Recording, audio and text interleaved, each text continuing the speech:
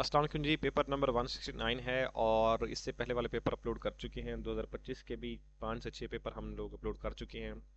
2026 के 7 पेपर हैं वो हम अपलोड कर चुके हैं। जैसे जैसे कोई नया पेपर होता जाएगा हम लोग अपलोड करते जाएंगे, क्योंकि अभी हम मई के अंदर हैं, यकम मई है आज। तो अब तक सिर्फ 7 पेपर ही हुए 2026 के, और 25 वाले पेपर 7वें पेपर पर आज हम मौजूद हैं। 165 से शुरू हुए थे और आज 169 पेपर है।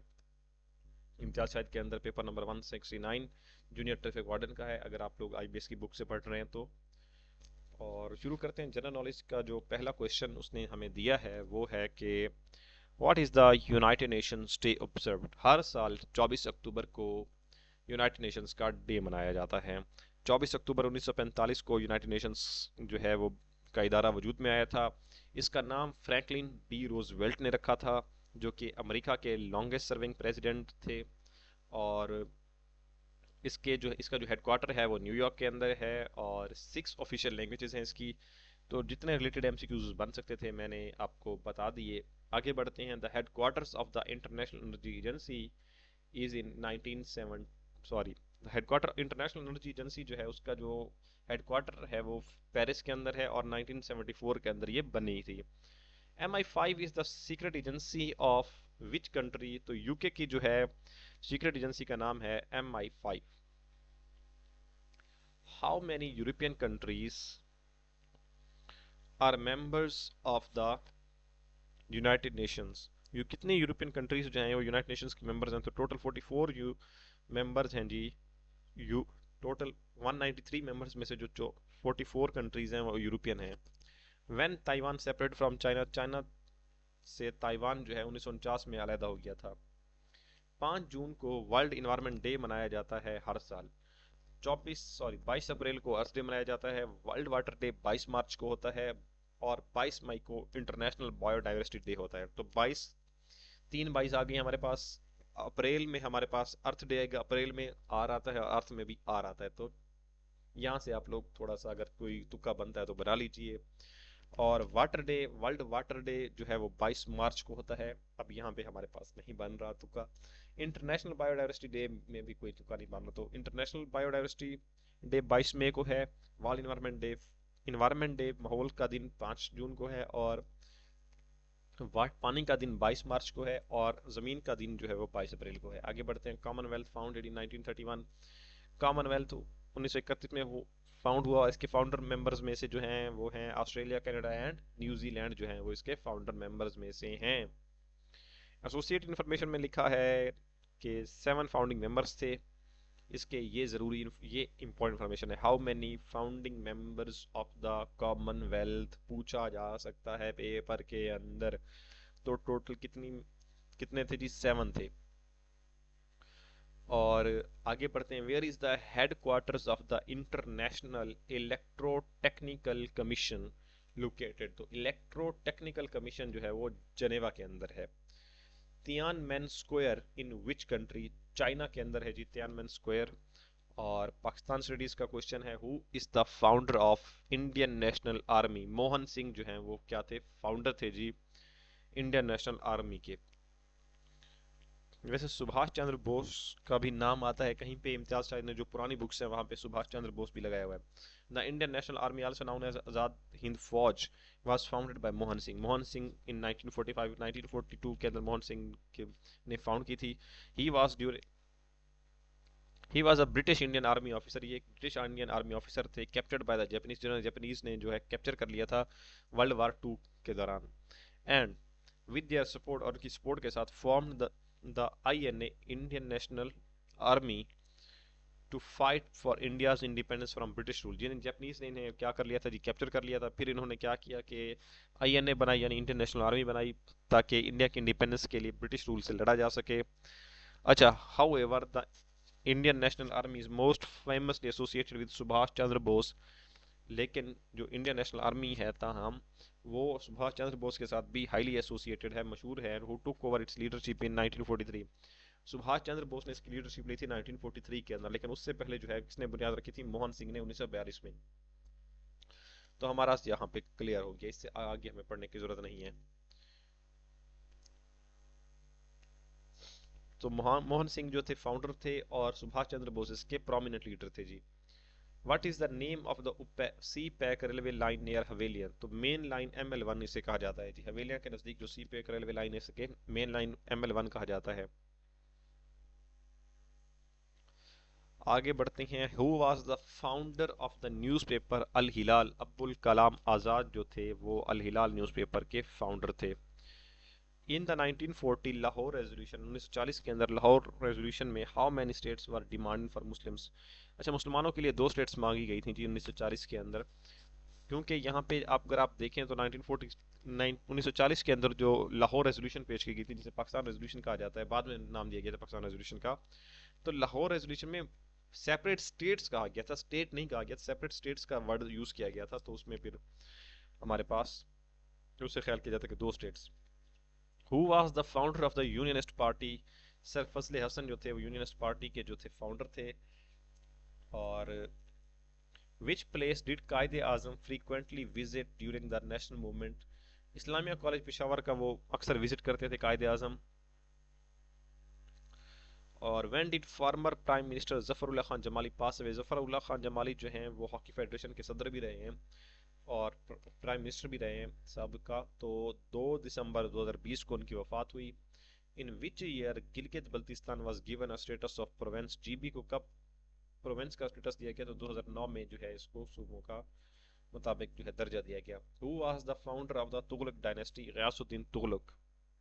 Who presented the Delhi proposal? Mohammad Ali Jinnah ने जो है वो दिल्ली प्रपोजल दिया था जी। दिल्ली जो है वो कैपिटल सिटी है ब्रिटिश इंडिया का।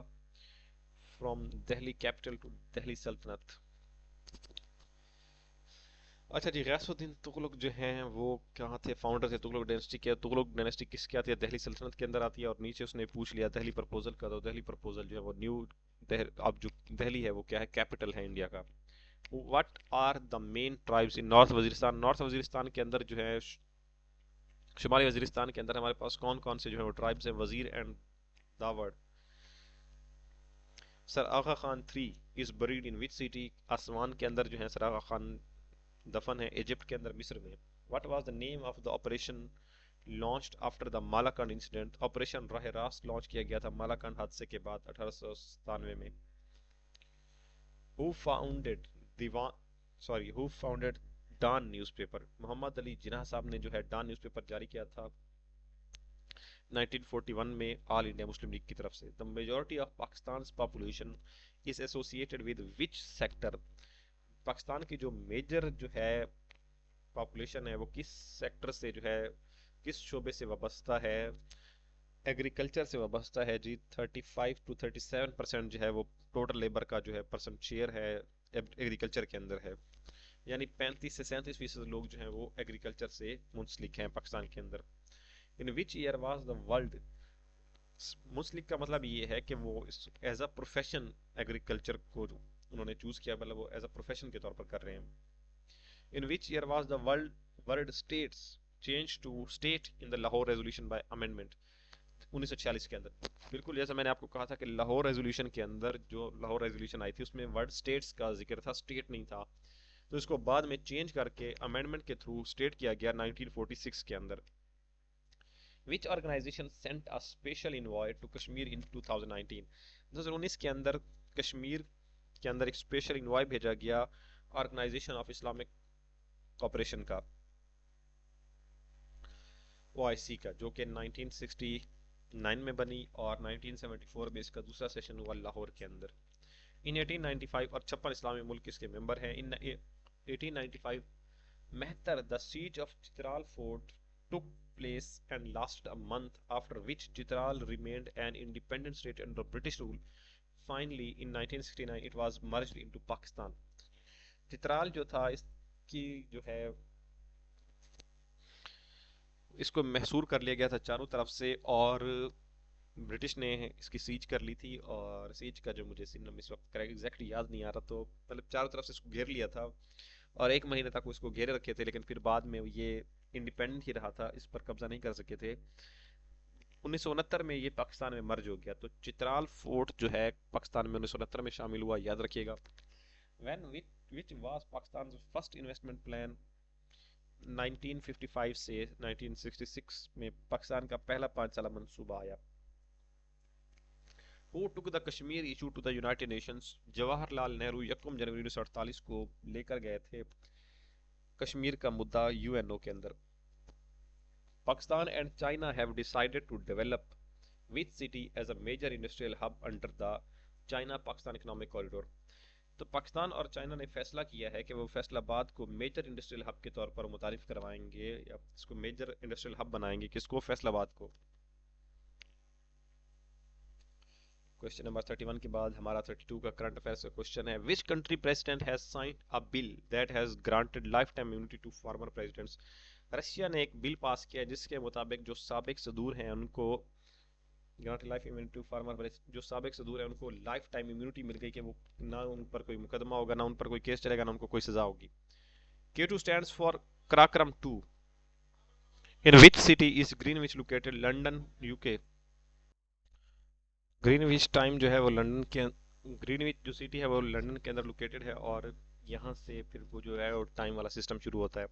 On which river is the Diamer बादशाह dam being constructed? Indus river के ऊपर दयामीर बादशाह को जो है वो बनाया गया है। एवरीडे साइंस का जो क्वेश्चन हम पढ़ते हैं, अच्छा, इंडस रिवर की जो कैपेसिटी है वो 4500 मेगावाट है। Everyday science, which disease is expected to increase significantly by 2040? तो कैंसर जो है इसमें एक्सपेक्टेड इंक्रीज जो है एक्सपेक्ट किया जा रहा है 2040 तक ये मजीद बढ़ जाएगी इसकी रेशो, और अभी तक इसकी जो है कोई वैक्सीन जो है वो अवेलेबल नहीं है इसके रेसिस्टेंट एंटी इसके। Which type of flu primarily affects birds? जब भी बर्ड के हवाले से कोई वो फ्लू का पूछे या वायरस का पूछे तो H5N1 होगा बर्ड फ्लू वायरस, ये वायरस के थ्रू फैलता है और H5N1 है जी इसका नाम। Which country has the highest carbon emission? तो चाइना जो है वो सबसे ज्यादा 30% कार्बन एमिशन के साथ टॉप पर है। और 38 के बाद हमारे पास जो है, Who is credited with inventing the first mechanical computer? तो फर्स्ट मैकेनिकल कंप्यूटर जो था वो चार्ल्स बबेज साहब ने बनाया था। कंप्यूटर का ये क्वेश्चन बार बार पूछा जाने वाला क्वेश्चन है। What is the symbol brackets? इसे पैरेंथेसिस कहते हैं, वैसे उर्दू में हम इसको ब्रैकेट्स कहते हैं, लेकिन इसे क्या कहते हैं? पैरेंथेसिस इंग्लिश के अंदर। ये हु फाउंडेड नेटस्केप? नेटस्केप किसने फाउंड किया था जी? James Clark and Mark Anderson ने। Which type of non-impact printers uses a print head with many tiny nozzles that spray ink into the papers? Inkjet printers कहते हैं जी इसको। अच्छा जी, आपको पीछे आवाजें आ रही होंगी, उनको इग्नोर कीजिएगा। प्रिंटर्स की दो एग्जाम होती है, एक इम्पैक्ट प्रिंटर होते हैं और एक नॉन इम्पैक्ट प्रिंटर होते हैं। नॉन इम्पैक्ट प्रिंटर के अंदर एक किस्म होती है इंकजेट प्रिंटर की, जिसमें एक प्रिंट हेड के साथ बहुत सारी छोटी नोजल्स लगी होती हैं, जिससे वो क्या करता है, पेपर के ऊपर इंक स्प्रे करता है। तो इसे ये इंकजेट प्रिंटर का काम है जी। इम्पैक्ट प्रिंटर और नॉन इम्पैक्ट प्रिंटर को तफसील के साथ और मिसालों के साथ वाज़ेह किया है मैंने अपने कंप्यूटर के लेक्चर के अंदर, और उसकी प्लेलिस्ट आपके पास चैनल के ऊपर मौजूद है, तो आप लोग वो लाजमी देखिए। आर्टिफिशियल इंटेलिजेंस इज एसोसिएटेड, मैं जब भी शुरू करने जाता हूँ, अब इसके 14 मिनट हो चुके हैं और मैं इसको काटना मुझे नहीं आता, वरना मैं इसको ज़रूर काट देता। तो artificial intelligence is associated with which generation of computing? Artificial intelligence 5th generation में आई थी। पहली में वैक्यूम ट्यूब्स हुए थे, दूसरी में ट्रांजिस्टर हुए थे, तीसरी में आईसी आए थे, चौथी में माइक्रो प्रोसेसर्स आए थे। याद रखिए कि अगर आप लोगों ने जॉब लेनी है और जल्दी जॉब लेनी है, मिडिल क्लास फैमिली से हैं और आप लोग जल्दी जॉब लेना चाहते हैं, तो याद रखिए कि आपको कंप्यूटर जो है फिंगर टिप्स पे आना चाहिए। आपको आपको बाकी कोई सब्जेक्ट आए ना, कंप्यूटर आपको 100% आना चाहिए।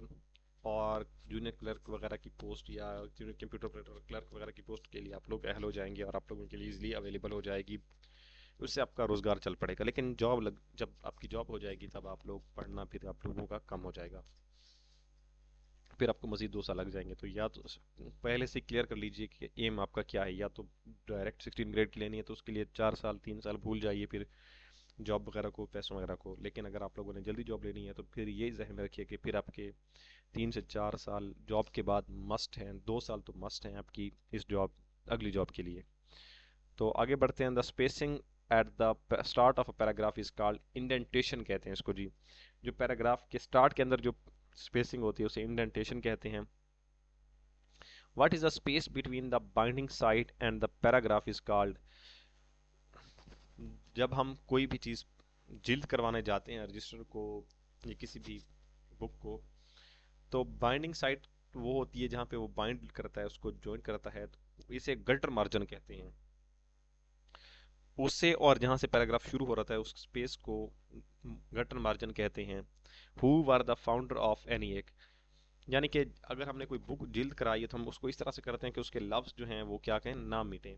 तो वो जो स्पेस होती है ना थोड़ी सी, उस स्पेस को हम गटर मार्जिन कहते हैं, कि वो मार्जिन जहाँ पे इतना मार्जिन देना कि जिल्द कराते हुए लिखाई जो है वो उसमें जिल्द के अंदर ना आ जाए। तो who are the founders of ENIAC, John Eckert and John Mauchly जो हैं, जॉन माची साहब हमारे पास पहले के ये ENIAC के फाउंडर हैं। इन माइक्रोसॉफ्ट वर्ड ENIAC के बारे में मैंने कंप्लीट बताया हुआ है, इसलिए मैं यहाँ पे, और टाइम भी 16 मिनट हो चुके हैं, टाइम पहले से ज़्यादा हो चुका है, तो मैं इसमें मजीद एक्सप्लेनेशन में नहीं जा रहा। In Microsoft word what does the shortcut की Ctrl+5 डू। ये 1.5 लाइन स्पेसिंग आपके उसमें ऐड कर देती है जब आप वर्ड के अंदर डॉक्यूमेंट बना रहे होते हैं, कोई लेटर बना रहे होते हैं, इंटर्नशिप रिपोर्ट बना रहे हैं, कोई रिपोर्ट बना रहे हैं, तो उसमें 1.5 लाइन स्पेसिंग के लिए आपको क्या चाहिए होती है, Ctrl+5 दबाना पड़ता है। बेसिक मैथमेटिक्स में उसने पूछा what is the value of sine 90 degree multiplies by cos 90 degree, जिसका जवाब हमारे पास 0 डिग्री आता है। और कॉमन सेंस वाला क्वेश्चन अगर हम देखते हैं कि कोई छोटा मोटा क्वेश्चन हमें मिल जाता है तो हम आपको बताते हैं। इफ 78 स्टूडेंट्स, अगर 78 students represent 30% of the total class का 30% रिप्रेजेंट करते हैं, तो what is the total number of students in the class. तो टोटल क्लास में कितने स्टूडेंट्स होंगे, इसका जवाब आता है 260। इसको खुद सॉल्व कर लीजिए, उसने कैसे सॉल्व किया मैं नहीं बता रहा। What is the sum of 0.3 plus 0.03 plus 0.003 plus 0.0003, जिसका जवाब होगा जी आपके पास 0.3333, 4 बार 3। The additive inverse of -5 is 5। बिल्कुल सही है कि जब हम इसको इन्वर्स करेंगे, एडिटिव इन्वर्स करेंगे, तो ये -5 से 5 हो जाएगा, और अगर 5 का इन्वर्स करेंगे तो ये -5 हो जाएगा। If in a 5 classroom arrangement, if the number of rows and columns are equal, अगर 5 क्लासरूम इस तरह से अरेंज हुए हैं कि नंबर ऑफ रोज कॉलम्स के इक्वल हैं, if the number of rose is k, what will be the value of columns. उसने सवाल ये पूछा, स्टेटमेंट मैं आपको समझा देता हूँ, कि हमारे पास 5 क्लासरूम्स हैं और उसमें ये है कि नंबर ऑफ कॉलम्स, कॉलम्स ये होता है कि जब हम वो सीधी लाइन में बच्चे बिठाते हैं वो, और कतार, कतार के अंदर बच्चे सीधे बैठे हुए हैं, कॉलम्स और कतारों में बच्चों की तादाद बराबर है, तो फिर के, अगर और हमारे पास जो क्या कहते हैं number of rows, number of row जो है हमारे पास के है, तो कॉलम की वैल्यू क्या होगी हमारे पास। तो उसको इसने सॉल्व कहाँ पे किया है, तो इसके कॉलम्स, हाँ जी, कॉमन सेंस का क्वेश्चन है, इसका जवाब जब मैंने देखा तो मुझे भी अभी समझ आया। उसने क्वेश्चन को देखिए आप लोग, उसने ये कह दिया है कि 5 क्लासरूम की अरेंजमेंट है, नंबर ऑफ रोज और कॉलम्स इक्वल हैं, तो अगर नंबर ऑफ रोज इज के, यानी कि नंबर ऑफ रोज जो है वो के है, तो कॉलम्स भी तो के ही होगा ना, क्योंकि दोनों तो बराबर हैं, रोज और कॉलम्स दोनों इक्वल हैं। अरेंजमेंट इसी तरह से की गई कि रोज भी इक्वल हैं, कॉलम्स भी इक्वल हैं, तो अगर रोज के हैं तो कॉलम्स भी क्या होंगे, के ही होंगे। समझ में आई बात। आगे चलो अगला पढ़ाता हूँ। Which punctuation mark is commonly used with the word alas. Alas के साथ जो है एक्सक्लेमेशन मार्क लगता है, अल्लास, हुर्रा, ओ, ये सारे इसलिए यूज होते हैं, सडन फीलिंग्स को, सडन एक्सप्रेशंस को शो करने के लिए यूज होते हैं, और उनके साथ एक्सक्लेमेशन मार्क लगता है। The arrangement of words in a sentence is called, इसे सेंटेक्स कहते हैं। सेंटेक्स का मतलब होता है कि arrangement of words in a sentence, एक सेंटेंस के अंदर वर्ड्स की अरेंजमेंट को सेंटेक्स कहते हैं। What is the antonym of germane. Germane पढ़े, मैं तो जर्मेन पढ़ता हूँ, आप लोग जो भी पढ़े। मुनासिब होता है इसका मीनिंग, और रिलेटेड, रेलेवेंट, इररेलेवेंट, एप्रोप्रिएट और सूटेबल। उसने इसका एंटोनियम पूछा है, तो अप्रोप्रिएट भी इसका सिनोनिम है, और रेलिवेंट इररेलेवेंट तो वैसे उसने इररेलेवेंट को इसका जवाब लगाया है, वैसे इसका सिनोनिम तो सूटेबल बनता है। इररेलेवेंट में मुझे थोड़ा सा इसमें डाउट है, लेकिन आप लोग जर्मेन लिखकर बल्कि मेरे पास इंटरनेट आ रहा है तो मैं ही आप लोगों को सर्च करके दिखा देता हूँ। यहाँ पे हम लिखेंगे कि जर्मेन, कोई भी अगर आप लोगों ने सिनोनिम एंटोनिम सर्च करना हो तो पहले उसका ये कीजिएगा कि जर्मेन मीनिंग इन उर्दू। मैं इस तरह से करता हूँ वैसे, मैं इसका पहले मीनिंग देखता हूँ जर्मन जी। यहाँ पे आप नीचे जाएंगे तो आपके पास आ जाए किसी मौजू से ताल्लुक रखने वाला, ठीक है जी। नुमाया तौर पर मुतलक, मुतलक का मतलब होता है रेलिवेंट। सो अब उसने हमसे पूछा है कि आप हमें इसका जवाब दे दें कि एंटोनियम क्या है इसका। तो जर्मेन का मतलब होता है मुतलक, नुमाया तौर पर मुतलक मतलब रेलिवेंट। तो एंटोनियम इररिलेवेंट होगा, और अगर इसका सिनोनिम पूछेगा तो वो रेलिवेंट होगा। यहाँ पे लिखने में हमसे गलती हो गई है जी।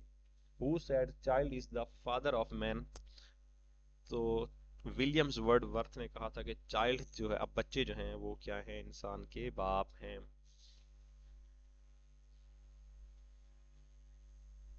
The phrase was written by William Wordsworth in his poem My Heart Leaps Up। उसने 1802 के अंदर एक नज्म लिखी थी My Heart Leaps Up, तो उसमें ये इसने कहा था। What does the idiom call it a day means to stop working for the day। call it a day मतलब work, to stop working, work को स्टॉप कर देना, for the day, डे के लिए, उस दिन वर्क को स्टॉप कर देना, काम छोड़ देना,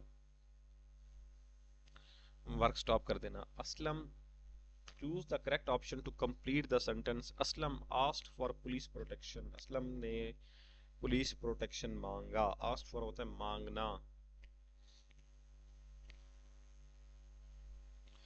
You should not feel jealous dash your brother success। on your success नहीं हो सकता, क्योंकि हम on congratulations के लिए, मुबारकबाद देने के लिए यूज करते हैं। congratulations on your brother success होता अगर यहाँ पे सक्सेस कंग्रेचुलेशंस की बात हो रही होती। और विद यूर, विद भी नहीं होता, फॉर भी नहीं लगता, तो ऑफ ही लगेगा कि do not feel jealous of your brother success. Jealous of होता है जी किसी की सक्सेस से जलना, हसद करना। Which one of the following is a synonym for nexus. Nexus का मतलब होता है राब्ता, इसका मीनिंग होगा कनेक्शन, लिंक। सिनोनिम इसका यही होगा।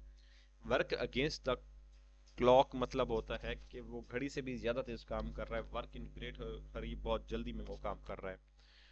तो सेंटेंस उसने दिया है हमें कि ही इज डैश वीक, तो ही इज वेरी वीक आता है जी। ही इज टू वीक भी नहीं हो सकता, मच वीक भी नहीं हो सकता। सो टू का मतलब भी होता है, मच सो भी नहीं हो सकता, तो he is very weak. Punjab enforcement and regulatory authority का enforcement officer and investigation officer का पेपर हुआ था। ईओ का पेपर हम पहले अपलोड कर चुके हैं, और आईओ का पेपर है ये हम अब इसको अपलोड करेंगे कल। आज के लिए इतना ही। आपकी तरह मैं भी मायूस हूँ, दिल दुखा ज़रूर है, पर उम्मीद का दामन छोटा तो नहीं है, क्योंकि हम लोग एक दिन जॉब इंशाल्लाह लेंगे, और इस उम्मीद पे दुनिया कायम है। हम भी अपने जो हौसले हैं वो बहाल रखते हैं, और चैनल को सब्सक्राइब करते हैं, वीडियो को लाइक करते हैं और नीचे कमेंट करते हैं, और अगली वीडियो का इंतज़ार करते हैं। Thank you ji.